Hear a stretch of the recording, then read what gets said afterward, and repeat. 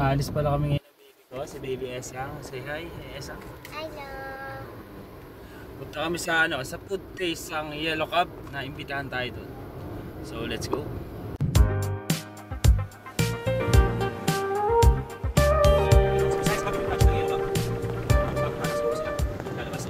Kami ngayon sa traffic light. Ano pinagagawa.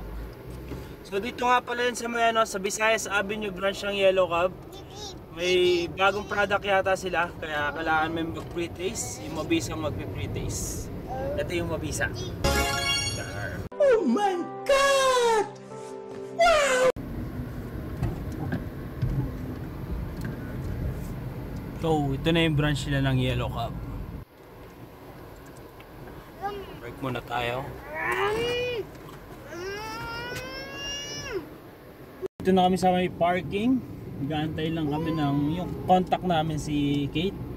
So dito ako kinakabahan kay Esang kasi maiinip to for sure. Kaya ano yung mga panlibang mo? Tools yan eh. Panlibang ba yan tools? So baka pag cellphone...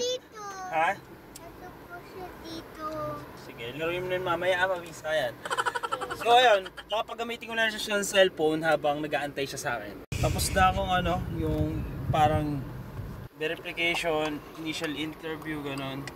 So ngayon naantay nilang tayong tawagin. Bawal kasi cellphone, kaya yun, nag-aantay lang muna ako dito sa labas. At nagsimula na po siyang mainip, mga kababayan ko. Magsisimula ka ng mainip, naiinip na siya.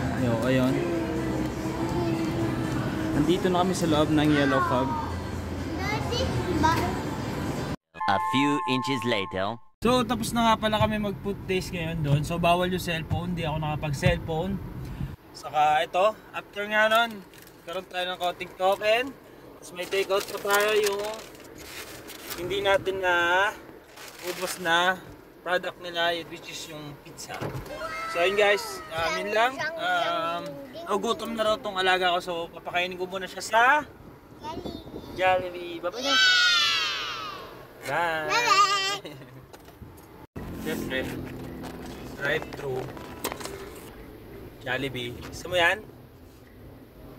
Anong gusto mo? Ice cream chaka fries. Ice cream chika fries.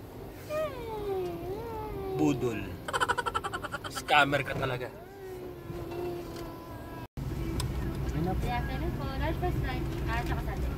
Thank you. Ito na. Yes. Happy? Yes. Kasi nakain na ikaw dyan. Yes. Alis na tayo. Sabihin kay Daddy. Thank you. Thank you. So yun guys, pauwi na kami. Salamat.